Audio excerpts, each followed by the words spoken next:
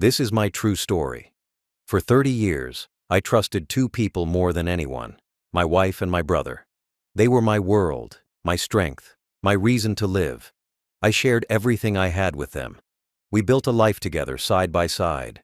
I believed love and family could never betray me, but I was wrong. The truth came to me only after my wife died, when I read her will and saw my brother's name written on everything I owned. My heart stopped.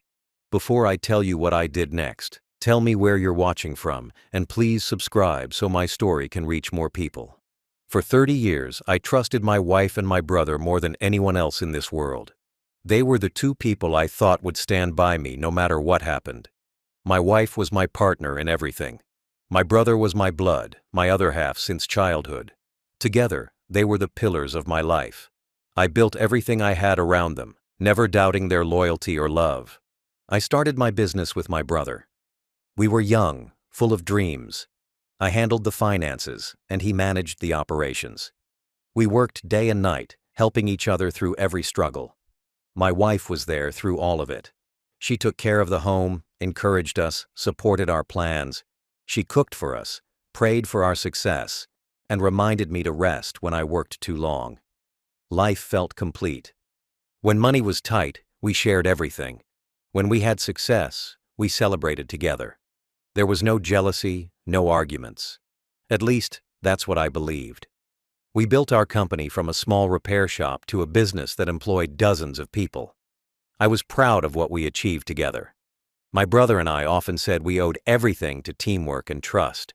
Those words meant everything to me. At home, my wife and I had our small routines. Morning tea together, evening walks when I returned from work. She smiled when I spoke about new business deals. She helped me choose clothes for meetings. I thought I was the luckiest man alive. A loyal wife, a trustworthy brother, a peaceful home. Even during difficult years, when business slowed down or when health problems came, they never left my side. Or at least, that's what I thought. My brother stayed late at the office to handle extra work. My wife said she was proud of him. I often thanked him for helping so much. He never asked for extra pay. I called him the backbone of our company. When my wife's parents passed away, she took it hard. My brother and I tried to comfort her. He was there for her when I was busy with business meetings. I didn't see anything wrong with that.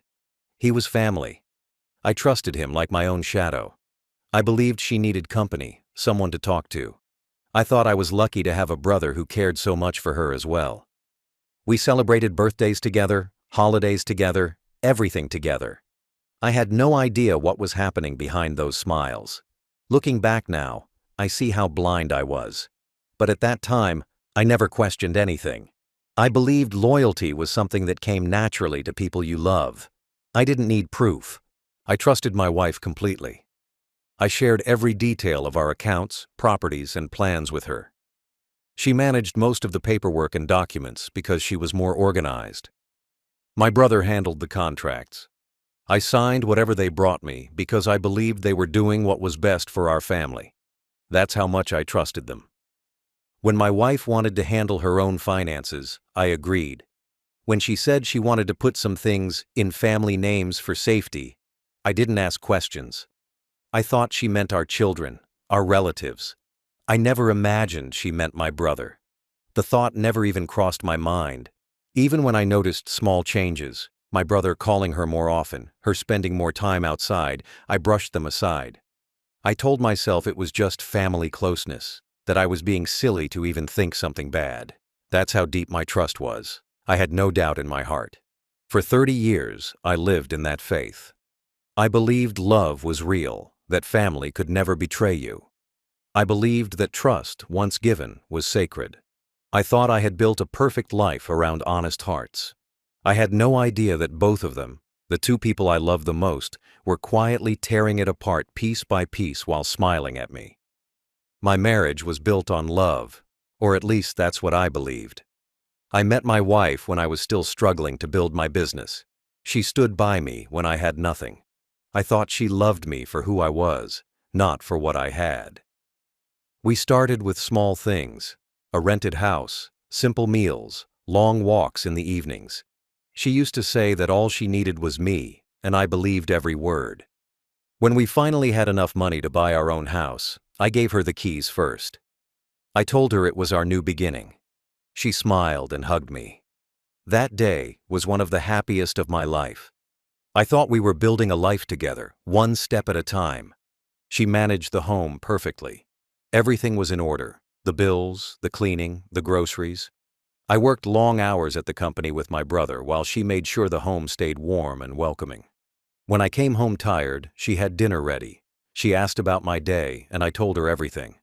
I never kept secrets from her. She was my wife, my partner, my world. She wasn't just a good wife, she was smart. She handled our documents, the house papers, the bank details. I trusted her completely. She was better with numbers, so I let her handle the accounts.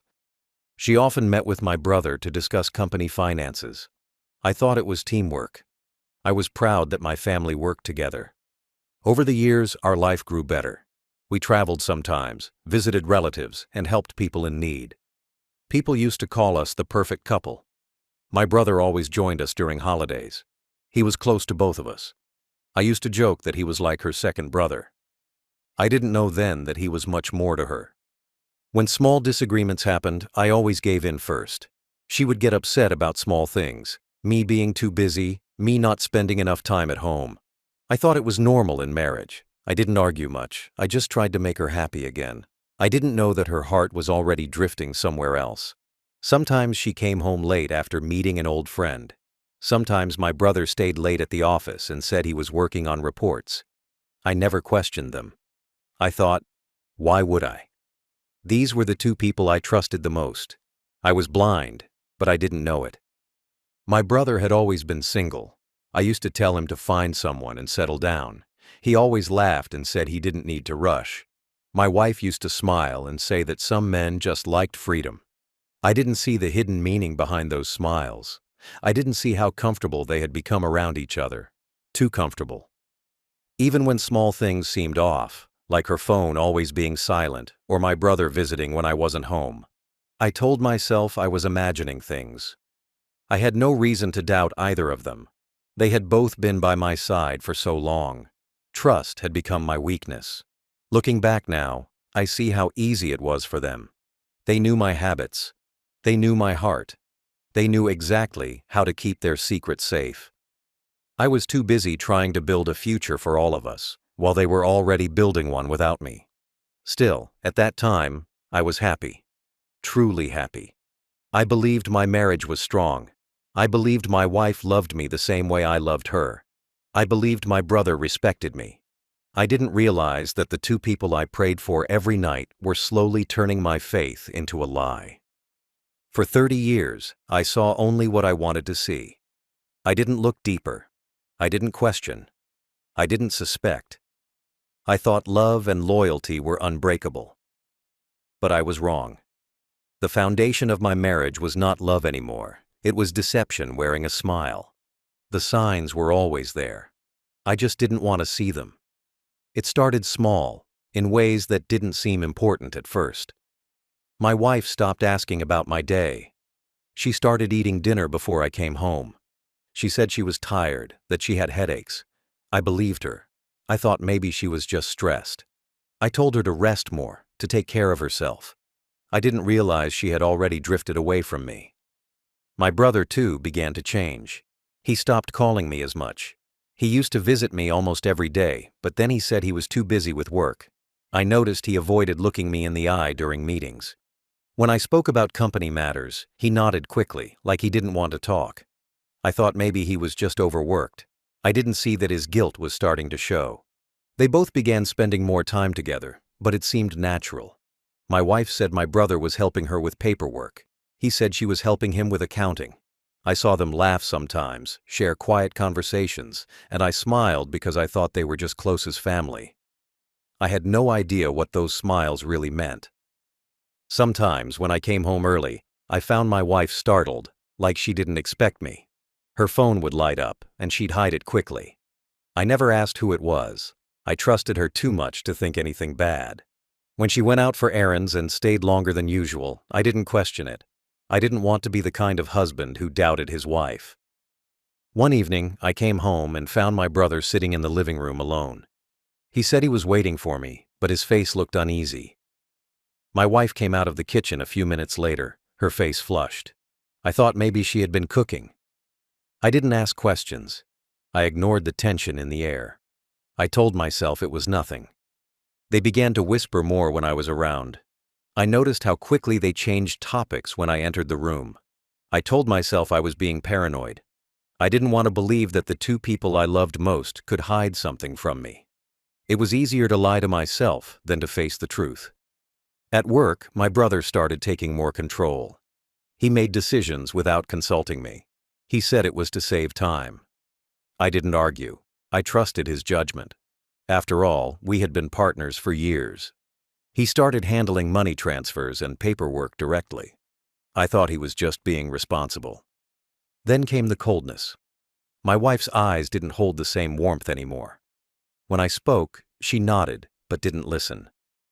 The little kindness between us faded slowly, like a candle burning out. I felt the distance but didn't know how to fix it.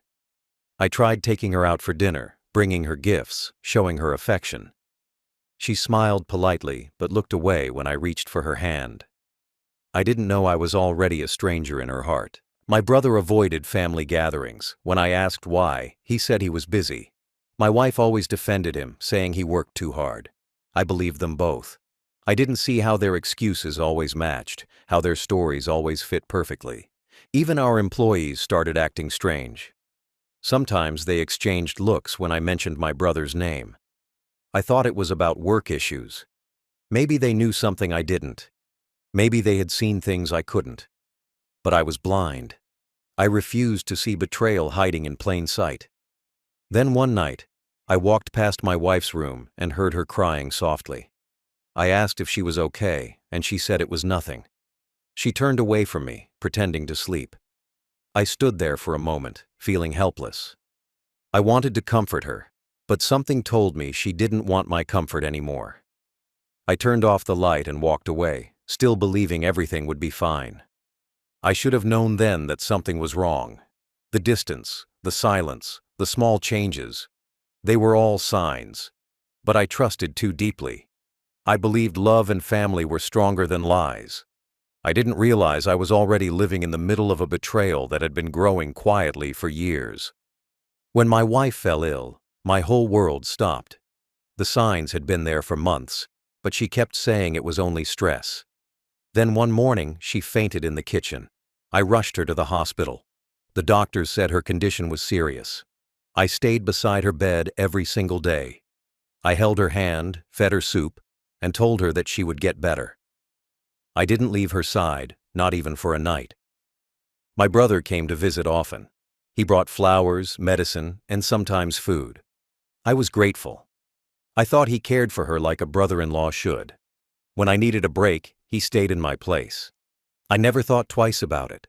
I was just thankful someone else loved her enough to help. The days turned into weeks. Her body grew weaker, but I still believed she would recover. I refused to imagine life without her. I prayed every night for a miracle. I promised that if she got better, I would take her anywhere she wanted. I told her we'd start fresh. She smiled faintly and squeezed my hand. That was the last time she truly looked at me. Then came the night I will never forget. The machines beeped slower and slower until they stopped. The nurse looked at me with sad eyes. I felt the ground fall beneath me. My hands trembled. I called her name, but she didn't answer. My brother stood behind me, silent. I fell to my knees beside her bed. The woman I had loved my entire life was gone. I buried her with respect, the way she deserved.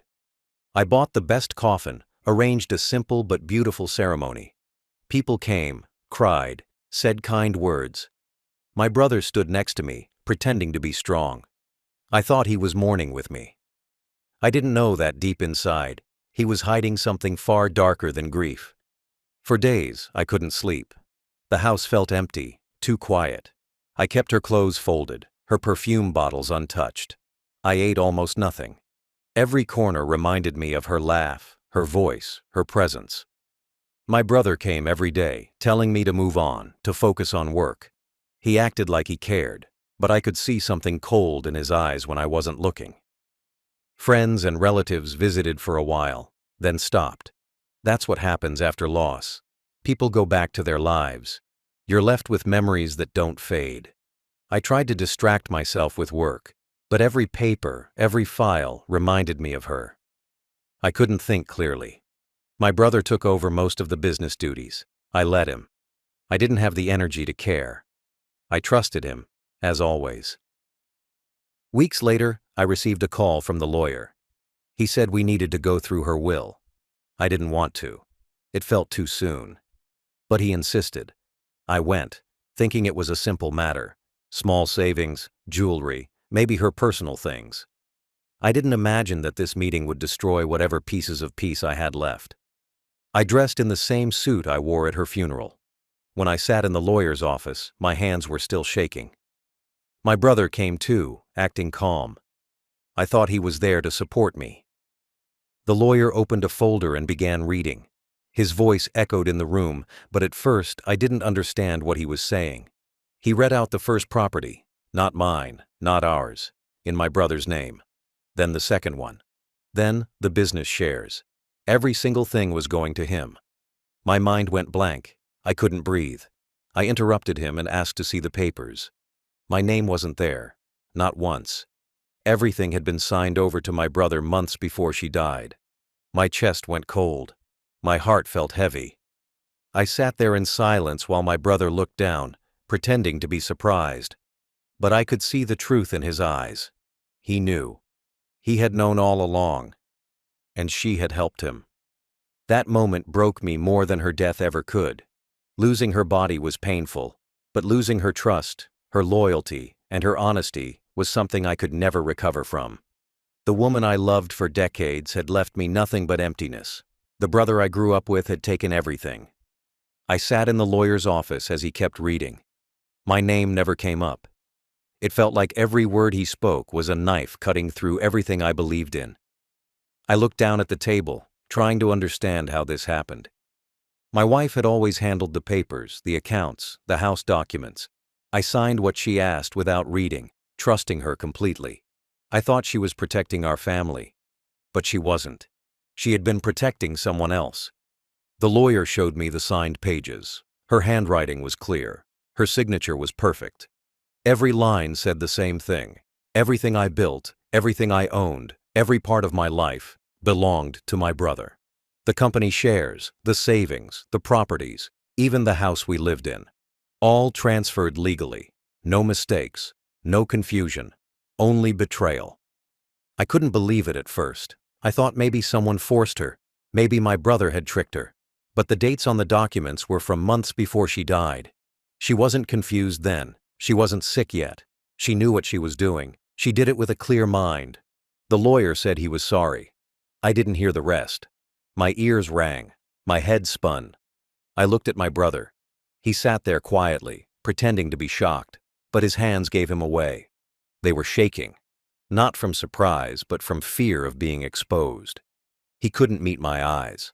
I realized in that moment that he had been waiting for this day, waiting for me to lose everything so he could have it all. I left the office without saying a word. I walked out into the street, holding the copy of the will in my hand. The world around me felt empty. Cars passed, people talked, but I heard nothing.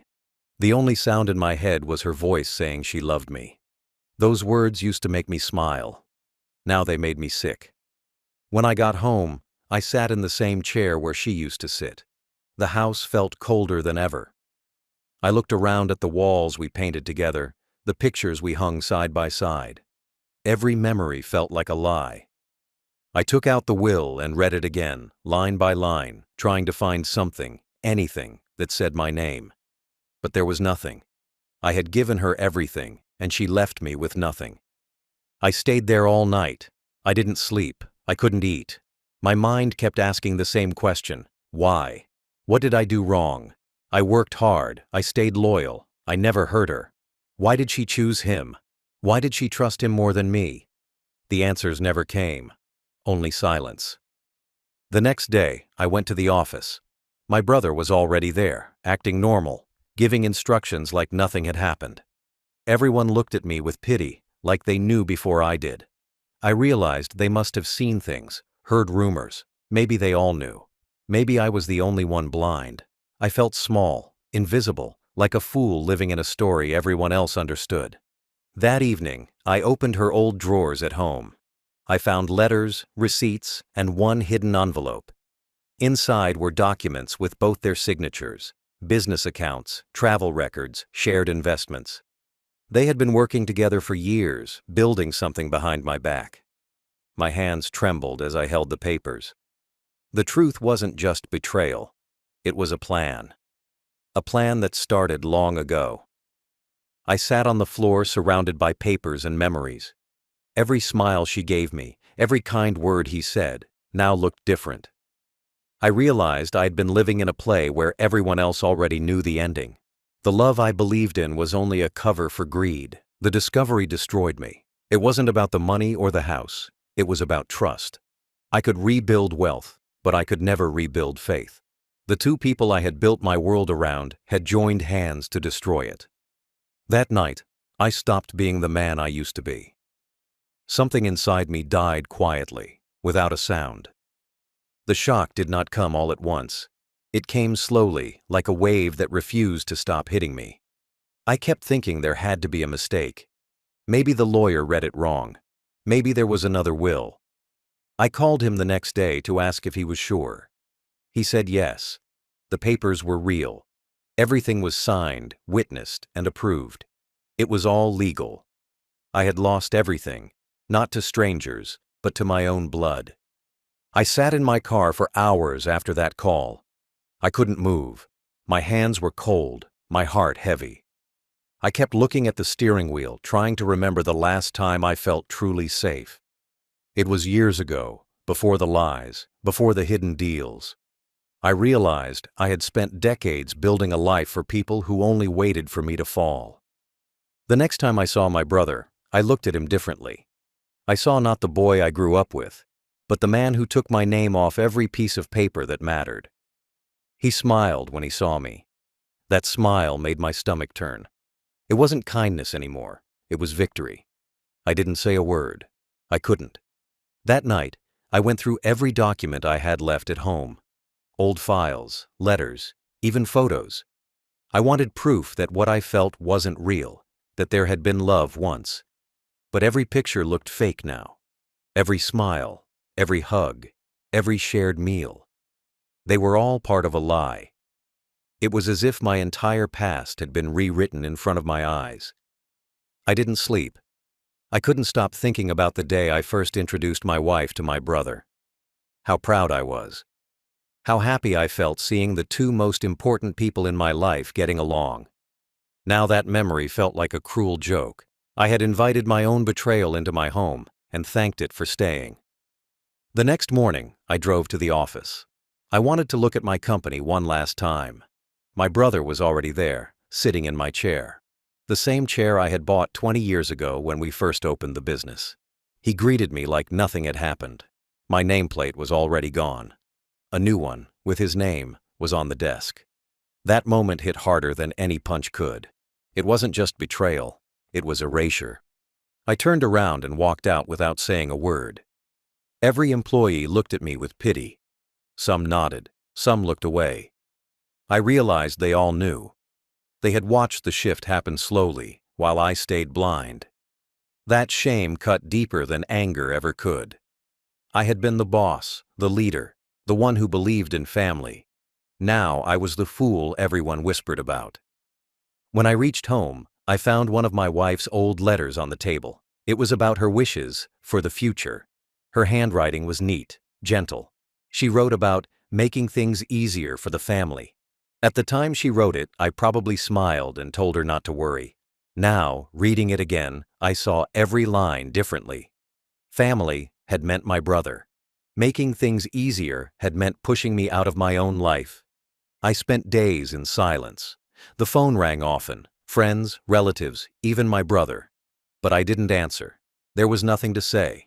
Every sound, every knock on the door felt heavy. I didn't want sympathy. I didn't want explanations. I just wanted peace. something real, something untouched by lies. One evening, I walked into the empty bedroom. Her clothes were still hanging in the closet. I sat on the bed, staring at the empty space where she used to sleep.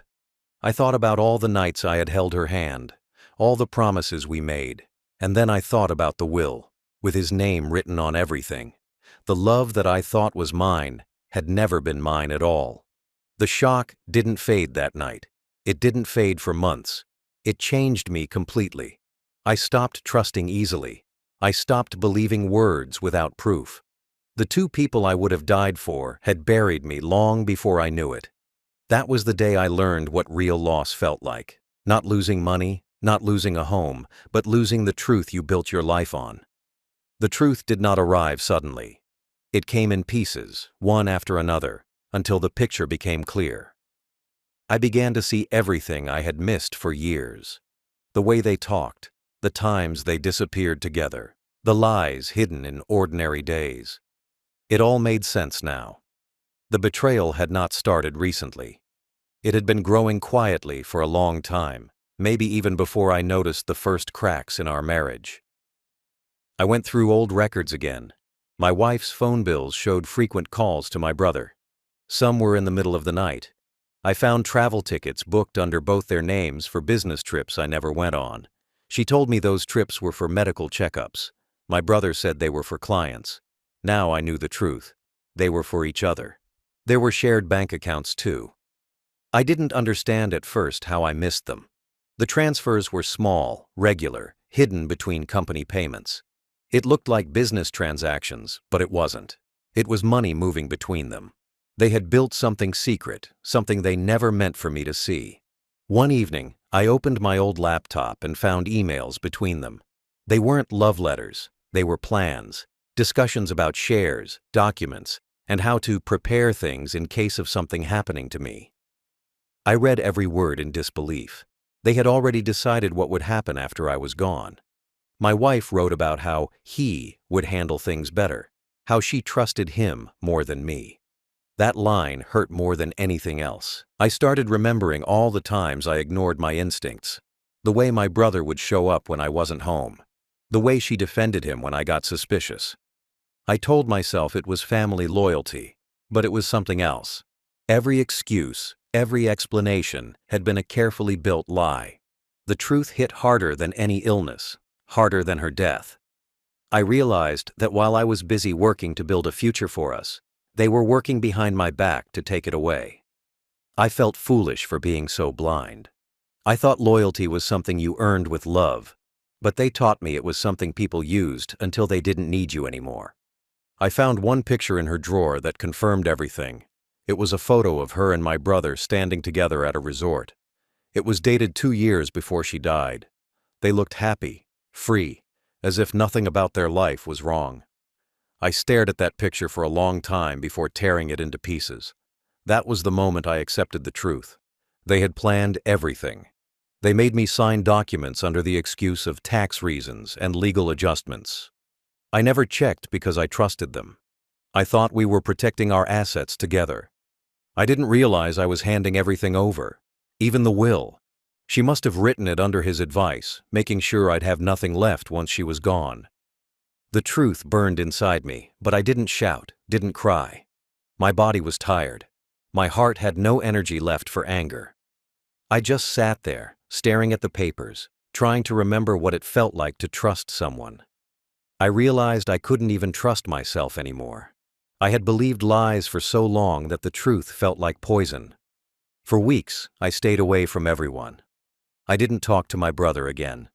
He tried to call a few times, maybe to see if I'd fight for something, but I never answered. I didn't want his voice near me. Every word from him would only remind me of how deep the betrayal went. I didn't even visit my wife's grave again. I had buried her once in the ground. I didn't need to bury her again in my mind. The truth changed me completely. It took away the man I used to be. I stopped seeing people the same way. I learned that sometimes the ones you trust most are the ones who study your weakness longest. They wait for the perfect moment, and when it comes, they take everything, not just money, not just property, but your faith in love, your peace, and your sense of family. After the truth came out, my life collapsed piece by piece. Everything I once owned was gone, and everything I believed in was broken. I woke up each day not knowing what to do or where to go. The house I built, the business I created, the love I trusted, all of it was taken from me by the two people I gave my life to. I walked through my days like a ghost. I didn't eat properly. I barely slept. I kept replaying everything in my head, every memory, every word, trying to find the moment when everything began to fall apart. I couldn't find it. The betrayal had been so quiet, so slow, that it became part of my life without me realizing. My brother moved into my house soon after the will was executed. He didn't waste time. He acted like it was his all along. He told people he had helped me manage things, like I had handed him the power willingly. I didn't even try to stop him. I didn't have the strength. I had already lost the battle before it started. I tried to go back to the office once, but the guards, the same ones who used to greet me with respect, didn't let me in. They said my name was no longer on the company records. I stood outside the building I built from the ground up, watching my brother's car pull into the parking lot. He saw me, but he didn't look surprised. He just drove past me, like I was no one. That moment crushed the last bit of pride I had left. I went back to my small rented room that night and sat on the floor. I had a few old clothes, a bag of documents, and a few photos I couldn't bring myself to throw away. That was all I had left after 30 years of hard work. My stomach hurt from hunger, but my heart hurt more from betrayal.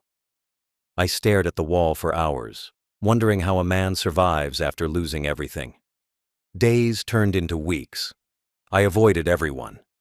I didn't answer calls, didn't visit relatives, didn't explain what happened. Some people asked, but I just said I was fine. I didn't want pity. I didn't want fake sympathy from those who used to envy me when I was successful. I just wanted silence. At night, I kept seeing their faces in my dreams, my wife smiling, my brother standing beside her. I woke up sweating, angry, confused. Sometimes I wanted to hate them both, but I couldn't. The love I had for them didn't disappear. It just turned into something heavier, something that hurt to carry. I hated myself for still caring. My health started failing. The stress, the sleepless nights, the pain, it all caught up to me. I didn't have money for expensive treatment anymore. I went to a small clinic, paid what little I had, and came home with a few pills. The doctor said I needed rest. I almost laughed. How do you rest when your mind doesn't stop running? One day, I passed by my old house. The gate was freshly painted, the garden cleaned. I saw my brother standing in the yard, talking on the phone. He looked happy, powerful, like the world belonged to him. For a moment, I wondered if he ever felt guilt. Maybe he didn't. Maybe betrayal doesn't hurt the one who commits it, only the one who trusted. I didn't go inside. I just stood across the street for a few minutes, remembering the day I built that house brick by brick. Every corner, every wall had a story. I used to imagine my wife and me growing old there, watching the sunrise together. Now, it wasn't my home anymore. It was just a place that reminded me of everything I lost. That day, as I walked away, I realized something. I had spent my whole life trying to keep everyone happy, my wife, my brother, my family. But I had forgotten to protect myself. I gave my trust too freely, thinking love would keep it safe. But love doesn't always protect you. Sometimes it blinds you until it's too late. The collapse of my life wasn't loud. It didn't happen in one moment. It was slow, silent, and painful.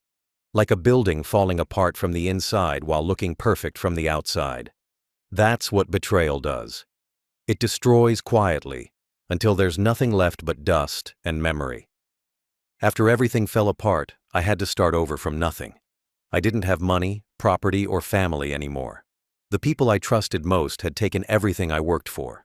The pain didn't end when the papers were signed. It stayed inside me, heavy and sharp. I woke up every morning feeling lost, like I didn't belong anywhere. The first few weeks were the hardest. I stayed in a small rented room with one bed, one chair, and a cracked mirror. I used to own a mansion. Now I had 4 walls that smelled of dust. I cooked simple food, sometimes just rice and tea.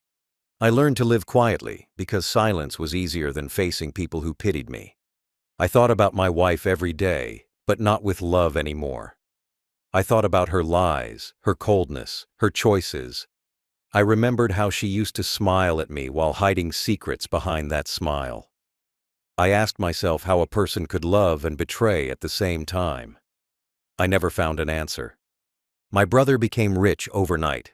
He had my company, my home, my cars, everything. People praised him for being successful. But I knew what built his success. My sweat, my work, my trust. I didn't fight him legally. I could have gone to court, tried to claim something back, but I didn't. I was tired. Tired of fighting for people who had already thrown me away. Sometimes I saw my brother on TV. Interviews, business events, celebrations. He looked proud, confident, untouchable. I wondered if he ever thought of me when he looked in the mirror. Did he feel guilt? Did he ever hear my voice in his mind? Maybe not. Some people can bury shame as easily as dirt. Friends stopped visiting. Some were scared to be seen with me. Some said they didn't know what really happened. Others just didn't care. It's strange how quickly people disappear when your money does. I learned then that loyalty is a rare thing. People respect success, not character. They follow power, not truth. One evening, I passed by my old office again. I watched workers coming out. They looked happy, carrying bags with my company's logo on them, the same logo I had designed years ago. My name wasn't on it anymore.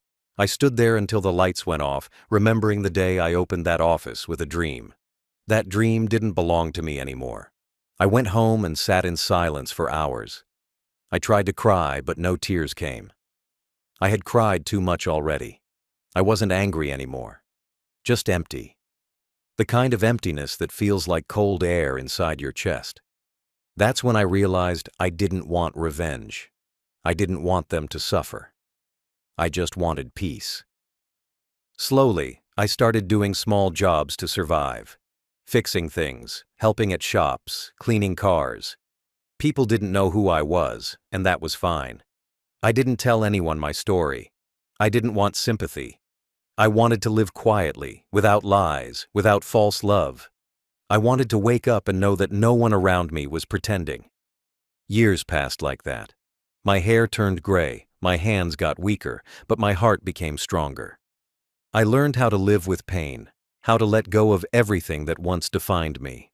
I stopped waiting for apologies. I stopped expecting justice. I just accepted what life had done to me. Sometimes, I still dream of my old life. I see my wife smiling, my brother laughing, my home full of light. Then I wake up, and the silence reminds me that none of it was real. It was all built on trust I gave too easily. The aftermath of betrayal is not fire or chaos. It's quiet. It's the silence after the noise stops. It's the moment you realize the people you loved were only actors in a story you didn't write. And you're left with the ending you never wanted. I live alone now. My days are quiet. I wake up early, make tea, and sit by the window watching the sun rise. I no longer rush anywhere. There's no office to run, no people waiting, no responsibilities left. Sometimes silence feels heavy, but at least it's honest. Silence does not lie to me. I rent a small house outside the city. It's simple but clean. I fix things myself, grow a few plants in the backyard, and spend evenings watching old movies. I have few neighbors, and I rarely talk to them. It's easier that way. I stopped trusting people a long time ago. I don't let anyone get close. I can't. Every once in a while I see something on the news about my brother or the company. They still use my ideas, my systems, my name hidden behind new labels. I don't feel anger anymore. I just feel distance. That life doesn't belong to me now. It feels like it happened to someone else, not me. Sometimes I think about my wife. I wonder if she ever regretted what she did. Maybe in her last moments, she thought about me, about what we used to have before greed took over. Or maybe she died believing she did the right thing. I'll never know.